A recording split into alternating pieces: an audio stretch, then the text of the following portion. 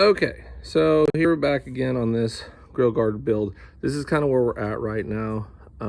We got the two uprights. I made these first, welded those together, and then I welded this cross member in. I use this table over here. I got that at Northern Tool. I really like it. It helped me kind of square things up as far as making everything square on these uprights, so I could get that tacked in and then welded up. And then when I went in and did is I made, you know, the little cross members as well as the outer pieces on both sides. I decided I didn't want to make it square. I wanted a little bevel there, if you will, or a little angle. So I'll show you how I did that here in a second. But I went ahead and I did these pieces first before I welded these pieces in to verify that I could get this all on the same line, because these little angle pieces, there's some discrepancy in there. So I wanted to make sure I could line them up evenly and it looked nice. So one problem I had when I tacked this piece on, I didn't get it level, and so it kind of bends down.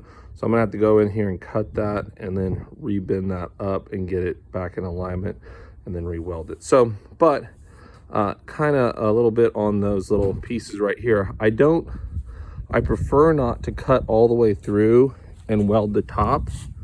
I just bend them, okay? So I cut a piece out, a pie piece out, if you will, and I do two of those, and those are 245 angles, which makes a 90. I'll show you some tools I use. I bought this little guy at Harbor Freight.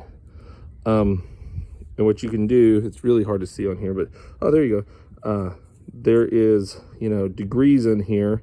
Each one of those tick marks is 5. So, you know, I want to do 22.5 on these dills to make the correct angle. So I did 22.5 on each side to make up the 45. So kind of how that works out is if you look at this guy, you can see that if you do 245s and bend a piece, you'll get the 90 that you're looking for, okay? This length is pretty negligible. I think I ended up doing 2.5. I wanted to be 21 inches out from the center of the bumper. So I wanted to be 21 from right here over to the edge over there. Sorry for the blurriness.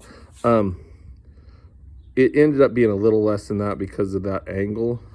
It's like 21 3/4 or something like that. So if you really wanted to go into the details, you could figure it out using a little geometry, but when it was all said and done, it really didn't make a huge difference. But from an aesthetic point of view, I think it made a huge difference. But back to the bending part of things. So, you know, you make those two bends, right? Or two cuts on your square tubing, and then you can just physically bend that and then tack it together. And that's where, once again, that table comes up, because I can into place. So I can lay it down on the table, bend it into that shape, into that square, double check it with the carpenter square, and then weld it up. So, and here's a little bit of the math that went into it, but you know, you kind of see what I did there.